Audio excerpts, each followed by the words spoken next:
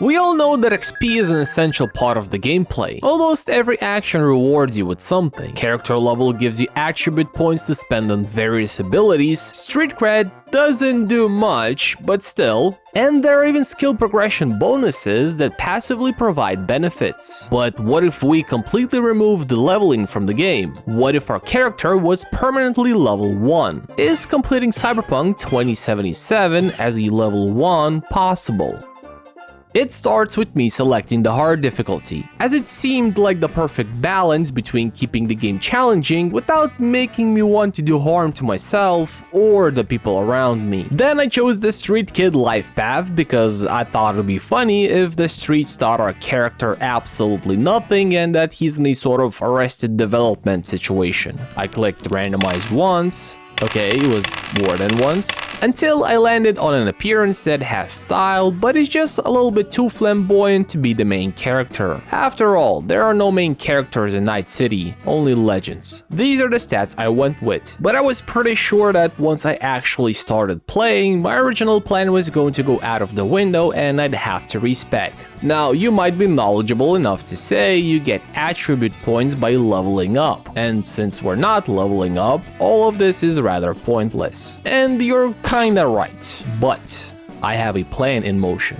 The opening of the game has us talking to Pepe, who ran into some financial obstacles and borrowed money from people he shouldn't have. He asks us to bail him out, so we head over to his loan shark. On my way there, I came across this absolute unit. Damn, homie didn't even bother chewing, he just swallowed it whole. Oh no, he's choking. The loan shark, aka Satellite Ears, offers us a job to pay off Pepe's loan. But we absolutely fumble it, and as a result, Pepe is probably dead. But hey, at least we made a new friend whose name is Jackie. We then watch a little montage of us rolling with Jackie before being thrown into our first mission. With this, Act 1 starts. Since this is literally the start of the game, we're not supposed to have any fancy upgrades, so it more or less goes fine. All I do is let Jackie tank while I shoot from cover and occasionally suck on that vape. With us rescuing the client, this marks the end of our job, and we head home, where I decide to eavesdrop on a conversation.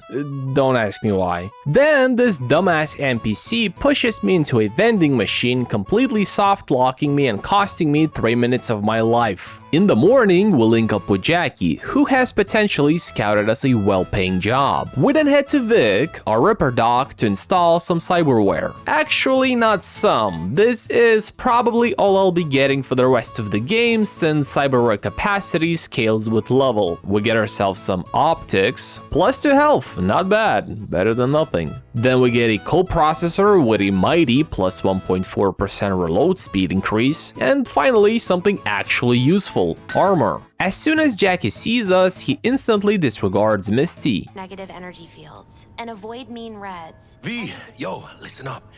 I talked to Dex while you were in with the doc. Jackie sends us to meet up with a fixer about that high-paying job he mentioned earlier. And it's T-Pain! Surely someone has already made that joke. T-Pain informs us that before we can take on the big job, we first have to do a smaller one and secure a flathead combat bot. Sort of like a warm-up. He also tells us that a Militech party is interested in the bot. So I set up a meeting with the Militech party. On my way there, I randomly get shot at by some thugs. And for some reason, the police thought I was somehow involved.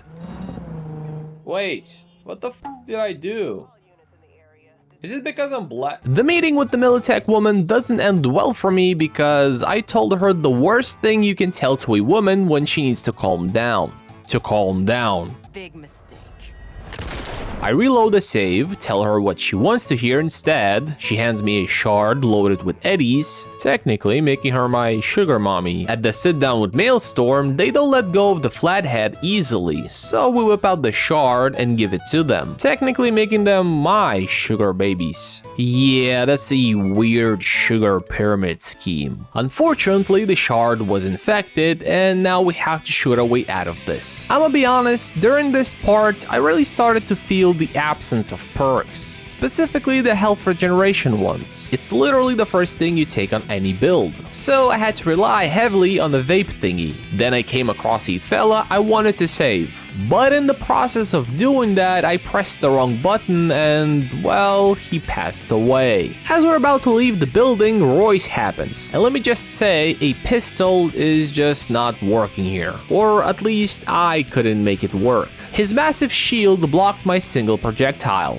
but somewhere along the way I managed to pick up a shotty, and this thing was way better at dealing with him. So after dancing around this pillar for about 3 minutes, Royce finally exposed his weak spot, and I chunk him for a quarter of his health. Outside, we chat with our sugar mommy. She honors our deal and lets us keep the flathead. We also have a little chat with Jackie about what an amazing team we make and how we're the best pals, and how once this is all over, we're going to live amazing lives. Then for role-playing reasons, I go pay off my debt to Vic, because he's our homie, and you never let your homies down. We then go to Evelyn and have a bit of a yap session about the upcoming heist, followed by a movie night, where we scout out the room the relic is in. Then me and Jackie head into the afterlife. The foreshadowing is crazy. Inside, we go over the plan one last time, and our ride for the job turns out to be this sexy man. When Billie Eilish sang Ocean Eyes, she meant exactly this. Once inside Konpeki Plaza, we send the little Roomba doggy to neutralize the hotel's netrunner, then head up to the suite where the relic is located. Things get messy when Yorinobu and Saburo Arasaka decide to throw a little family reunion. The glass was kind of thick, and they were speaking another language, so don't quote me on this one, but I think Saburo told him he couldn't have chicken nuggets for dinner, so Yorinobu strangled his own father.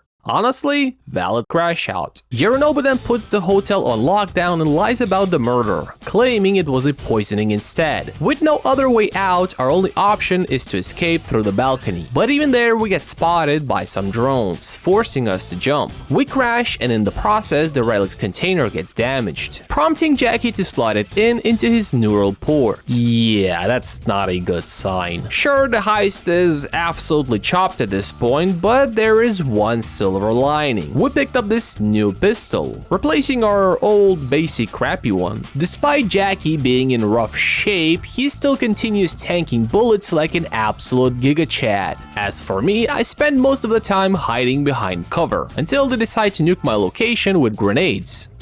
Yo, how many was that? As we exit the hotel, we jump straight into Delamain's cab, but before we can fully exit the perimeter, Adam smashes our car.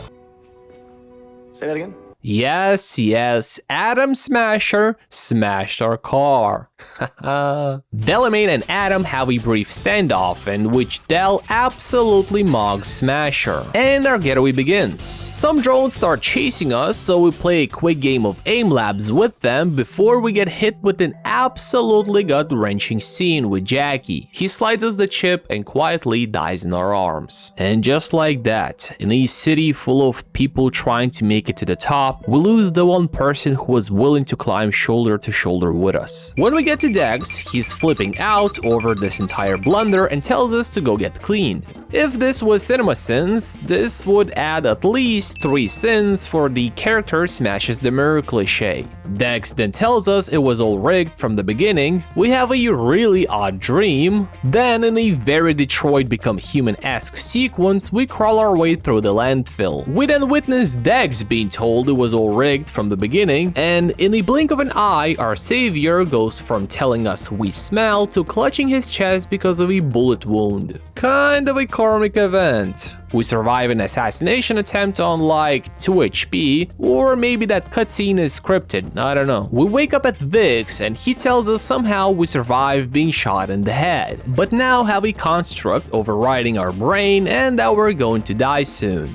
Then we finally meet the construct himself. He gives us brain damage by trying to yoink the relic chip out, then gives us even more brain damage by smashing our head, and with that, Act 2 begins. In the morning, we get a call from Takemura setting up a meeting. As I'm about to retrieve my car, it gets ran by one of Delamain's cabs. Apparently, he's experiencing some problems at the office, but we have much bigger problems. Since I didn't want to run around Night City like a pleb, I decided to check out the AutoFixer website. I was afraid I wouldn't be able to buy anything since almost every vehicle is locked behind street cred, and I have none. Luckily, there were still a few options to choose from. For some reason, I felt a strong connection to the Colby. There she is, our new beautiful... I guess some things are just not meant to be. As I'm crossing the road, I once again get to experience police brutality. Okay, this has to be a race thing, like what the fuck? At the meeting, we decide to team up with Takemura. We help him make Yorinobu answer for the murder he committed, and in return, he helps us get rid of the construct problem. Then the construct makes another appearance and suggests we work together. He's more chill this time, but I don't know, I still don't trust him. Then, for role-playing reasons, I head over to Jackie's funeral, or in official terms, an ofrenda. We pay our respects to our best friend, and on a completely unrelated note, when Mama Wells offers us Jackie's bike, we take it. Colby, you had exactly 10 seconds of screen time, and you will not be missed. I decided to reach out to Evelyn since she's our one and only lead, but she gave me the wrong number. Wouldn't be the first time that's happened. So we visit Judy, our only lead to our only lead. She directs us to a woman who redirects us to a man who redirects us to another man, who we kill. In his emails, however, we find another lead. Johnny seems a lot more level-headed now. So we strike a deal. We help him land another blow against Arasaka, and in return, he'll go away. Continuing our search for Evelyn leads us to a Ripper clinic. Hey, not one step. Don't care, muscle big. That or come up with something better. Something better. Through the half-balding Ripper doc, we get a lead to another fella, who points us to another fella, who sells us a brain dance. From it, V and Judy figure out where Evelyn might be. Inside this potential building, we murder everyone on sight. And since we have Jackie 2.0 soaking up the bullets, there was only one moment where I almost died. We rescue Evelyn and bring her to safety. I try to comfort her, but she literally recoils the moment I touch her. Wouldn't be the first time this happened. Judy puts together a brain dance that lets us learn that Evelyn was hired to gather intel on the relic, and at some point she decided to double-cross her employers and steal it for herself. The organization that hired her is called the Voodoo Boys, an isolated group of netrunners. Their secrecy makes them almost impossible to get in contact with, so we ask Mr. Hands, a fixer in Pacifica, for help. While he's trying to establish a connection, he tells us to keep ourselves busy until he calls back. So I keep myself busy by driving around. After enough time passes, we finally get a call back from Mr. Hands, but it's not about the relic. The Voodoo Boys want us to do a job, and if we do it, we'll get an audience with their leader. We meet a fella called Placid. He's not exactly friendly or talkative, but it's fine. We're not here to make friends. The job is to clean out a nearby mall that's currently occupied by Netwatch. And it was rough in there. They had me cornered like a little rat. And to make matters worse, they were shooting me through walls. This did not feel fair. Eventually, we use a van to locate the Netwatch agent who's running the operation. But he's being protected by Matilda. And fellas, let's just say my cold streak ended here, because I finally got touched by a woman. I think. This fight is basically the Royce battle, but on steroids. Which is kinda ironic since she's clearly on steroids. On my first attempt, I quickly realized I just don't have what it takes to deal with her. I'm simply too weak at this stage in the game. So we have to fight steroids with steroids. This was my Kaioken time 10 type.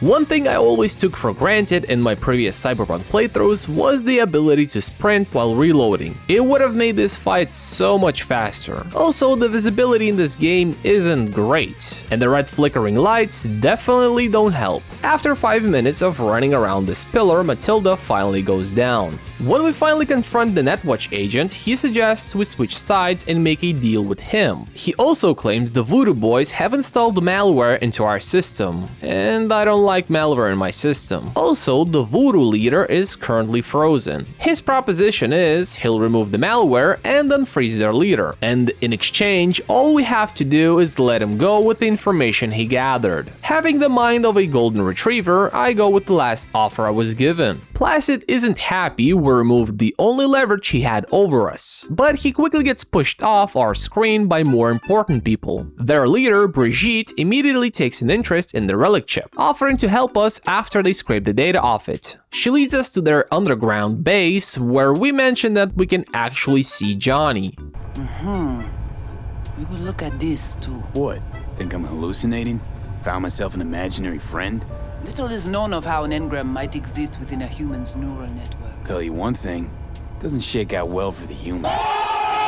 The burn was so sick, they had to put us on ice. Inside cyberspace, we relive Johnny's canon event and watch Alt become an engram. We then travel beyond the black wall and actually make contact with Alt. She fries the voodoo boys because the Netwatch agent switched the malware to his own.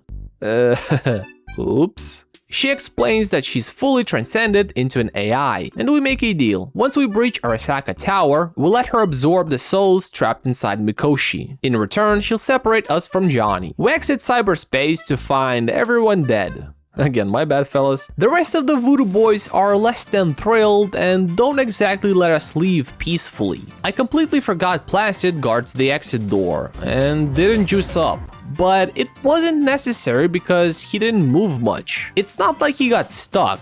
He just wasn't nearly as mobile as he usually is. Anyway, Placid became Flaccid, and we finally leave this place. We then take up Johnny's suggestion and seek out Rogue. With her help, we try to locate the relic chip scientist. If anyone knows what can be done about the relic chip, it's him. We pay her fee, and she gives us the exact route the scientist will be traveling. She also suggests we bring along an expert who is familiar with this part of the Badlands. Unfortunately, our expert isn't doing too hot. She lost a shipment of weapons and her car because a fella betrayed her. And in typical fashion, we have to do her a favor before she'll help us. We come up with a plan to ambush the gang that stole Panam's gear. We slaughter them all and get her stuff back. When she tries to convince us to go after the gang leader since he never showed up, we tell her that that's not part of our agreement. We got the car, we got the shipment. She gets upset and goes non-verbal for a while, but after chugging a few beers and getting over it, she comes up with a plan to snatch the scientist. While we're driving, Panam mistakes Johnny for a virus, and once again he ends up on the receiving end of a sick burn. Hey,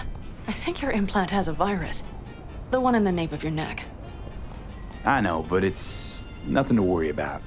Nothing dangerous or anything. Maybe for you, but this vehicle only has basic security software. If it's something Don't advanced... worry. Nothing too advanced. Pretty backwards, actually. Real fucking funny. We then disrupt the power to the tower and shoot down the convoy. But Panam's clan, the Avocados... Avocados. Panam's clan, the Alvocados, mistakes it for a non-corporate aircraft and decide to go help it. With the comms being blown out, there's no way to warn them, so we have to physically go save them. On our way there, we once again play aim labs, this time with much smaller targets. When we get close to the crash site, I don't believe Panam when she says, "Mind that launcher, it will blow us to bits if we approach." It did indeed blow me to bits, so I grabbed the provided sniper and shoot from cover like a little rat bastard. Inside the aircraft, we find only one member of the Avocados.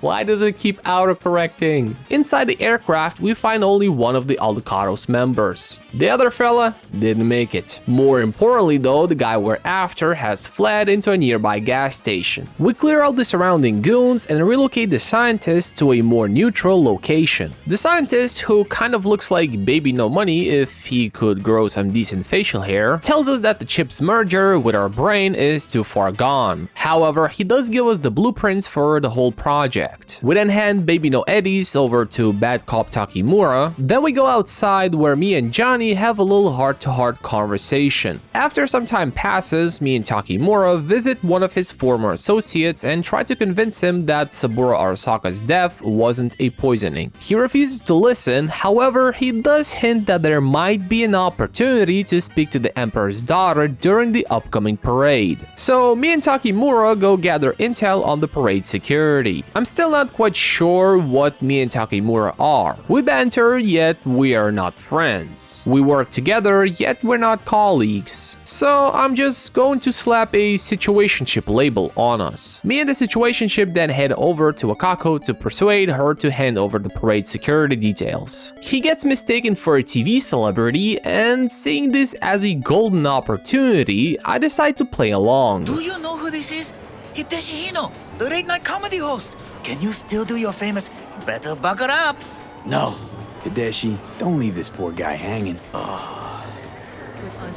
Better buckle up! Wow. Hino-san, what happened to you? I do not know. I do not recognize myself. When we meet Wakako, we continue the gag. And your charming friend is? Hideshi Hino, the comedian. やめろって言ってんだ。 She gives us the parade security details, and Takemura tells us he'll need some time to come up with a plan. He wants us to believe that's what he's doing. But in reality, he went back to the old man for gambling advice. So now we have to wait while he gambles his life savings away. And with no other choice, I waited until I got tired of waiting and decided to do some police scanner gigs to kill time. Right in the middle of it, Panam calls asking for help. Since I've got nothing better to do, I agree to help her with whatever she needs. Their leader got captured during a raid and we have to extract him. I decided to go in guns blazing since I thought it would be faster. But in retrospect, sneaking would have been faster since I'm a level 1 scrub. We clear a path to Saul and escort him out of the building. As we're trying to drive away, we pick up a tail. For some reason, I decide to try out the submachine gun. Big mistake. Because of my lack of stamina, the recoil on this thing is absolutely horrible. So I flatline. I switch back to the pistol and somehow survive on 2 health. Call back to the time we survived on 2 health. We eventually find some shelter from the sandstorm and cozy up for the night. But I completely misread the cue and overshot my shot.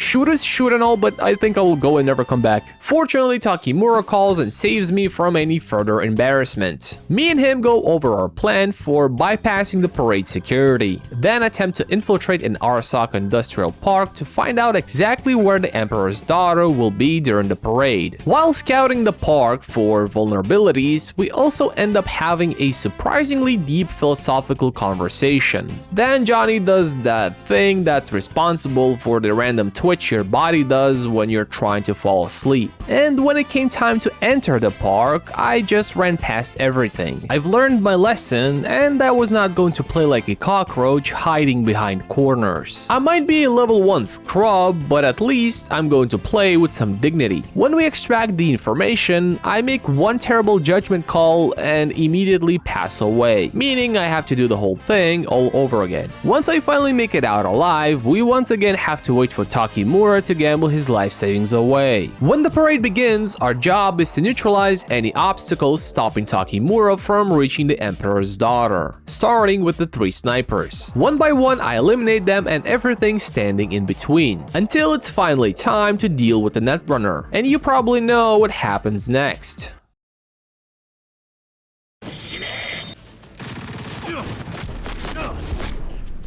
Oh, he liked that. Okay. After multiple attempts, my best was getting him down to about 30% health. Could I have eventually beaten him if I kept trying? Probably. But I was about done wasting time. We needed a different approach. So remember when I said I just waited around? Well, I wasn't exactly honest. What I was doing was working on some upgrades. Sorry I didn't tell, but I really didn't think it would come to this. But Oda, he pushed me, man, down to my limit and beyond. What I'm about to do is no longer Kaioken. This is full-on Super Saiyan. First of all, we chug every buff we have. Then we put on a cap and a vest.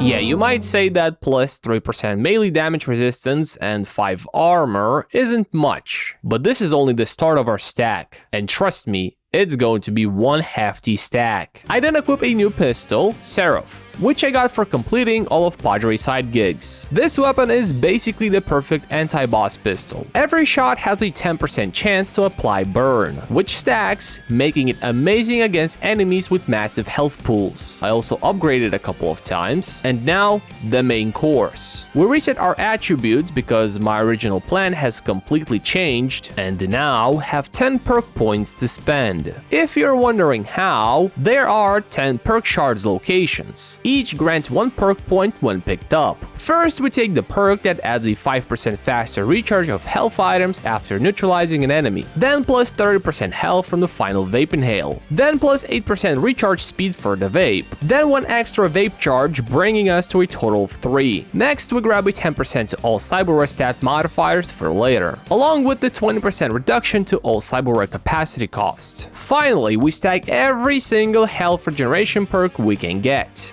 Now, Oda, let me see you do that again. Was this still a lengthy fight? Yeah, kinda. But it wasn't even close to the previous attempts. Mostly because of the health regeneration. He absolutely still could have one-shot me, but thanks to it, I can actually continue to deal damage instead of running around and waiting for the health inhaler to save me. Once Oda goes down, our situationship asks to show him some mercy, so we'll let him off the hook. Takemura then strikes out trying to convince the Emperor's daughter, so as plan B has to tranquilize her. The old man was right, he did have better material, now he just puts people to sleep. That puts absolutely everyone on high alert, and we have to run. You'd think a nationwide manhunt just started, but apparently all I had to do was turn the corner. I swing by Vig's one last time and do my final round of upgrades. For real this time, I basically dump everything into armor. We then head to the motel where Hanako is being held. We try one more time to convince her that her brother is the real killer, but she still doesn't want to listen. And the whole thing gets interrupted by a raid. Johnny suggests leaving Takemura behind since he's most likely toast, but Johnny's gaslighting is responsible for one of the few missable achievements in the game. So we climb back to the floor with Felthro and rescue Takemura.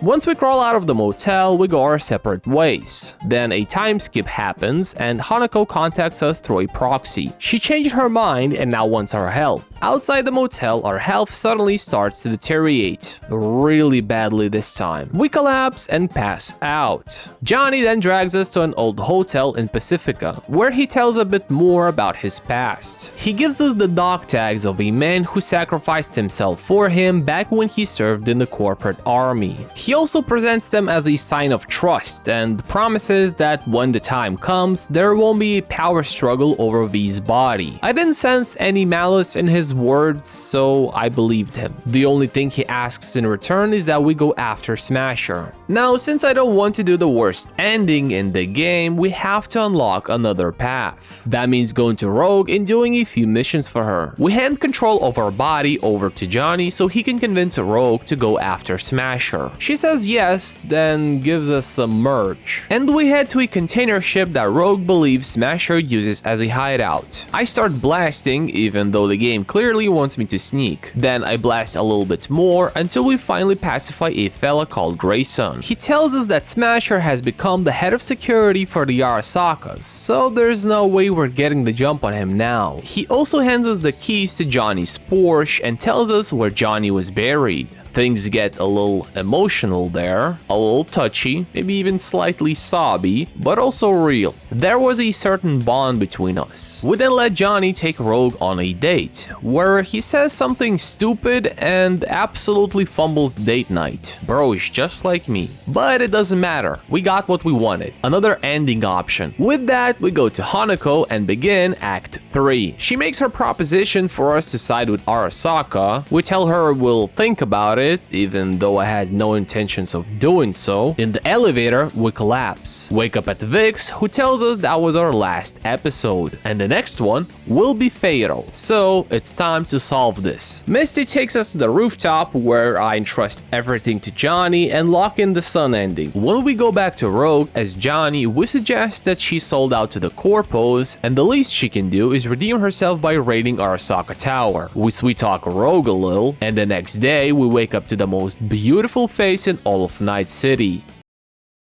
We go over the plan for storming Arasaka Tower, tell our AI girlfriend all about it, and then me, Rogue, and Wayland fly off towards the tower. At some point they shoot down our AV. We crash straight into Arasaka Tower and get separated from Wayland. It's really important we go back for him because he's going to be instrumental later. As we shoot through the jungle section of the tower, we eventually reach the building's atrium, where unsurprisingly, even more shooting happens. At one point we make it to the server room and applaud Alt into the system, allowing her to disable the building's security. Just as we're about to reach Mikoshi, Atom Smasher does his signature move. Smash. He then follows up with another classic one, Extra Hole. For the Smasher fight, we had Wayland. While he didn't do much in terms of damage, he was great at keeping Smasher distracted, at least for a short period of time before he got smashed, no pun intended, and was forced to hit the Yamcha pose. Then I ran around cover, hoping not to get one shot until Wayland made a return, only to get sent back to the ground. Alright, I might have overestimated how instrumental he was going to be. But hey, better than nothing, right? This was by far the longest fight in the run, and rightfully so. This is Atom Smasher, Night City's legend. But even this legend fell to his knees before the level 1 scrub. We then put one in Smasher for Rogue, Jack into Mikoshi, and oh hell nah! They made us Ginger. Alt hits V with the fact she miscalculated. The biochips process is irreversible and there is nothing she can do. At best, V has 6 months left to live. She also suggests Johnny takes the body. As to her, that's the most logical outcome. Now, I don't know whether there really was a man who sacrificed himself for Johnny during his time in the corporate army, or if that story was simply Johnny's way of expressing that he let go of his old self. Either way, I chose for Johnny to honor his word, enter the well, and leave the body to V, in a way repeating that story he told in the hotel. Only now he takes the bullet and sacrifices himself for V, solidifying the bond they've built. As for V, the real V was gone shortly after saying goodbye to Jackie, somewhere between getting shot in the head by Dex and waking up in the landfill. That's when Johnny's engram kicked in and their personalities started merging. Sure, you could argue that we change every day, but not like this. Not by having two different personalities fused together. At least I don't think so. And even then, after being hit by Soul Killer through Mikoshi, whatever version of V still remained, it's certainly gone now. That's the whole point of becoming an engram, just a set of data. Ones and zeros. Depressing, I know. The best thing we can do is leave behind a legacy. That's what the old V wanted. That's what started this whole journey. Before it became a fight for survival, it was about becoming a Night City's legend. All those conversations Jackie and V had about dreams, ambition, and legacy. Can't stop digging Night City. City like any other, just bigger. Nah, mano. Not just any other city. Morgan Blackhand, Andrew Wayland, Atom Smasher. Legends are born here. Got no idea where I'm going. Be a living legend. That's all I wanted. Do you want to spend the rest of your days blasting scabs? Or become a legend overnight? That's what it was always about, leaving a mark in Night City. So we send V off to one final heist, one more chance to cement his name and be remembered as a Night City's legend. And with that, the game is complete. If you enjoyed the video, leave a like. If you have any suggestions, want to discuss something, or just want to say hi, drop a comment. And yeah, thank you all for watching, and I'll see you in the next one.